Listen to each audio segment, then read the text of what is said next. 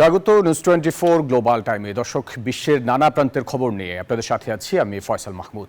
দেখছিলেন সংবাদ শিরোনামগুলি। এবারে পুরো খবর। গাজায় যুদ্ধবিরতির মার্কিন প্রস্তাবে হামাসের সংশোধনীকে ঘিরে ইসরায়েল ও যুক্তরাষ্ট্র জানিয়েছে কড়া প্রতিক্রিয়া। জিম্মিদের মুক্তির শর্ত হিসেবে স্থায়ী যুদ্ধবিরতি চাইছে হামাস। এই জবাবকে সরাসরি অগ্রহণযোগ্য বলেছেন মার্কিন বিশেষ দূত স্টিভ উইটকাফ। এরই মাঝে তেল আবিবের দাবি, গাজা থেকে ইসরায়েলের দিকে ছুটেছে রকেট। অবিলম্বে চুক্তির জন্য আকুল জিম্মিদের পরিবারগুলো। গাজায় যুদ্ধবিরতির মার্কিন প্রস্তাবে কিছু সংশোধনী সহ আনুষ্ঠানিক জবাব দিল হামাস। জানানো হলো 10 জন জীবিত জিম্মি এবং 18টি মরদেহ ফেরত দিতে তারা প্রস্তুত, যার বিনিময়ে চাওয়া হচ্ছে ফিলিস্তিনি বন্দীদের মুক্তি। তবে মূল দাবিতে তারা অটল। স্থায়ী যুদ্ধবিরতি, গাজা থেকে ইসরায়েলি সেনার সম্পূর্ণ প্রত্যাহার আর মানবিক সহায়তার অবাধ প্রবাহ।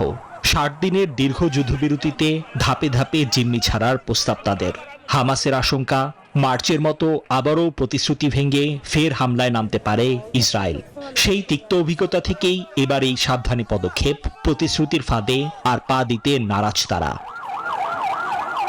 এই সংশোধনীকে সরাসরি না বলে দিয়েছে ইসরায়েল। দেশটির প্রতিরক্ষা মন্ত্রী দিয়েছেন হামাসকে সম্পূর্ণ ধ্বংসের হুমকি। মার্কিন বিশেষ দূত স্টিভ উইটকফও একে অগ্রহণযোগ্য বলে অভিহিত করেছেন, যা শান্তির আশাকে ঠেলে দিচ্ছে আরও দূরে। এরই মধ্যে গাজা থেকে দক্ষিণ ইসরায়েলে রকেট হামলার খবরও এসেছে। অন্যদিকে ইসরায়েল জুড়ে যুদ্ধবিরতি ও জিম্মিদের মুক্তির দাবিতে বিক্ষোভ চলছেই। জিম্মিদের পরিবারগুলোর একটাই আকুতি, এখনই চুক্তির উপযুক্ত সময়। নিবির আমিন, নিউজ 24। এবার ইরানের কাছে নতুন পরমাণু চুক্তির প্রস্তাব পাঠালো যুক্তরাষ্ট্র। ওমানের মাধ্যমে পৌঁছে দেয়া এই বার্তা তেহরানের গ্রহণ করাই শ্রেয় বলছে ওয়াশিংটন। প্রস্তাবের প্রতিক্রিয়া, ইরান জানিয়েছে জাতীয় স্বার্থ মেনেই জবাব দেবে তারা। এদিকে ইরানের ইউরেনিয়াম সমৃদ্ধকরণ বৃদ্ধি এবং একাধিক গোপন পারমাণবিক কেন্দ্রের তথ্যে উদ্বেগ জানিয়েছে আন্তর্জাতিক আণবিক শক্তি সংস্থা। ওমানের মাধ্যমে ইরানের কাছে নতুন পরমাণু প্রস্তাব রাখল মার্কিন প্রশাসন। হোয়াইট হাউসের স্পষ্ট বার্তা, চুক্তি বানাই ইরানের জন্য ভালো, তবে তেহরানের জবাব ঝুলে আছে জাতীয় স্বার্থের সুতোয়, এক অনিশ্চিত ভবিষ্যতের দিকে তাকিয়ে। জাতিসংঘের পরমাণু শক্তি সংস্থা IAEA ইরানের ইউরেনিয়াম সমৃদ্ধকরণে উদ্বিগ্ন। তাদের মতে দেশটি সমৃদ্ধ করেছে 400 কেজি বেশি ইউরেনিয়াম। বিশুদ্ধতার মাত্রা 60%, যা পরমাণু অস্ত্রের দোরগোড়ায়। খোদ IAEA প্রধানের কণ্ঠেও চূড়ান্ত সতর্কবার্তা। বিশেষজ্ঞদের মতে এই ইউরেনিয়াম দিয়ে 10টি বোমা তৈরি সম্ভব। পরমাণু অস্ত্র না থাকলেও উচ্চমাত্রায় এটি তৈরি করছে ইরান। গোপন পারমাণবিক স্থাপনারও সন্ধান পেয়েছে IAEA। যুক্তরাষ্ট্র বলছে ইরান দ্রুত অস্ত্রস্তরের ইউরেনিয়াম বানাতে পারে। এমন পরিস্থিতিতে IAEA-তে ইরানকে পরমাণু চুক্তি লঙ্ঘনের দায়ে অভিযুক্ত করার প্রস্তুতি নিচ্ছে যুক্তরাষ্ট্র ও ইউরোপীয় মিত্ররা। এসব অভিযোগকে রাজনৈতিক ও ভিত্তিহীন বলে পাল্টা জবাবের হুঁশিয়ারি দিয়েছে ইরান। 2015 সালের পরমাণু চুক্তি থেকে 2018 সালে যুক্তরাষ্ট্র বেরিয়ে যায়। ইরান তাদের কর্মসূচি শান্তিপূর্ণ বলে দাবি করে। ওমানের মধ্যস্থতায় ওয়াশিংটন তেহরান আলোচনা চললেও ইউরেনিয়াম সমৃদ্ধকরণের অধিকার নিয়েই মূল বিতর্ক। নিবির আমিন, নিউজ 24। রাশিয়ার ব্রিয়ানস্কে চলন্ত ট্রেনের উপর সেতু ধসে অন্তত 7 জন নিহত হয়েছেন। আহত হয়েছেন আরও কমপক্ষে 70 জন।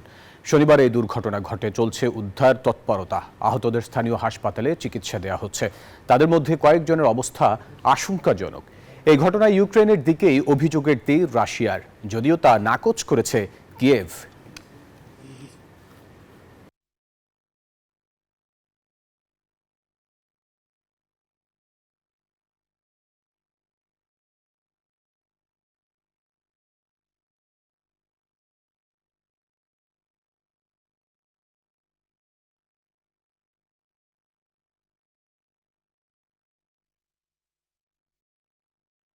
নাইজেরিয়ার ওগুন প্রদেশের শনিবার সড়ক দুর্ঘটনায় 21 জন ক্রীড়াবিদ নিহত হয়েছেন। একটি জাতীয় ক্রীড়া প্রতিযোগিতা থেকে ফেরার সময় তাদের বহনকারী বাসটি দুর্ঘটনার কবলে পড়ে। শনিবার একটি সেতুর উপর থেকে 35 জন আরোহী নিয়ে বাসটি নিয়ন্ত্রণ হারিয়ে নিচে পড়ে যায়। আরোহীদের বেশিরভাগই ক্রীড়াবিদ ও কর্মকর্তা ছিলেন। দুর্ঘটনায় আহতদের স্থানীয় হাসপাতালে ভর্তি করে চিকিৎসা দেওয়া হচ্ছে। দর্শক, মাত্র 3 দিন পর শুরু হচ্ছে পবিত্র হজ। মূল আনুষ্ঠানিকতার আগেই কানায় কানায় পরিপূর্ণ পবিত্র মক্কা। মুসলিম বিশ্বের শান্তি কামনায় চলছে বিশেষ দোয়া। এদিকে হজ যাত্রীদের সুবিধার্থে নানা ধরনের ব্যবস্থা নিচ্ছে সৌদি সরকার। তবে চলতি বছর তাপমাত্রা 47 ডিগ্রি ছাড়িয়ে যাবার শঙ্কায় সতর্কতা জারি করেছে দেশটির কর্তৃপক্ষ। মুসলিম বিশ্বের সবচেয়ে বড় মিলন মেলা পবিত্র হজ।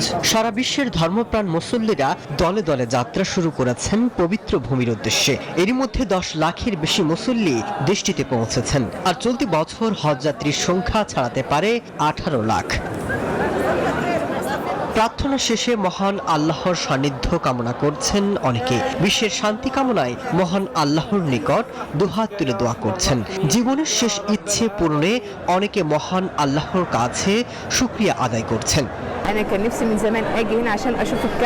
পবিত্র কাবা দেখার খুব ইচ্ছে ছিল, এবার পূরণ হলো। এটি জীবনের শেষ ইচ্ছে। মহান আল্লাহর কাছে শুকরিয়া। আমি সিরিয়া থেকে এখানে এসেছি। স্বৈরাচারীদের পতন হয়েছে, হবে। আল্লাহ ইসলামকে বিজয়ী করবে ইনশাআল্লাহ। এদিকে তীব্র গরমের মধ্যে পবিত্র হজ পালন সহজ করতে নানা প্রস্তুতি নিচ্ছে সৌদি আরব। গেল বছর হজ পালনের সময় প্রাণ গেছে 1300 মানুষের। আর চলতি বছরও উচ্চ তাপমাত্রার শঙ্কা রয়েছে। হজ প্রত্যাশীদের জন্য 11টি এয়ার অ্যাম্বুলেন্স, 900 অ্যাম্বুলেন্স, 7,500-এর বেশি চিকিৎসক মোতায়েন এবং 71টি প্রাথমিক চিকিৎসা কেন্দ্র এবং 3টি অস্থায়ী হাসপাতাল নির্মাণ করেছে সৌদি আরব। গেল বছরের তুলনায় এবছর হজ মৌসুমে শয্যা বাড়ানো হয়েছে 60%। মাসুদ রানা, নিউজ 24। স্টিল ও অ্যালুমিনিয়ামের আমদানি শুল্ক দ্বিগুণ অর্থাৎ 25% থেকে বাড়িয়ে 50% করার আকস্মিক ঘোষণা দিয়েছেন মার্কিন প্রেসিডেন্ট ডোনাল্ড ট্রাম্প। এই পদক্ষেপে ক্ষুব্ধ ইউরোপীয় ইউনিয়ন। বিবিসি জানায় এটি বাণিজ্য আলোচনাকে ব্যাহত করবে বলছে ইইউ। পাল্টা ব্যবস্থার হুঁশিয়ারি দিয়েছে তারা। এই সিদ্ধান্তে যুক্তরাজ্যের সঙ্গে যুক্তরাষ্ট্রের শুল্কমুক্ত স্টিল ও অ্যালুমিনিয়ামের চুক্তির ভবিষ্যৎ প্রশ্নের মুখে, যা এখনও স্বাক্ষরিত হয়নি। ব্রিটিশ ইস্পাত উৎপাদকরা একে মারাত্মক আঘাত বলেছে। ট্রাম্পের দাবি, এর ফলে মার্কিন স্থানীয় শিল্প শক্তিশালী হবে। নতুন এই শুল্ক বুধবার থেকে কার্যকর হওয়ার কথা রয়েছে।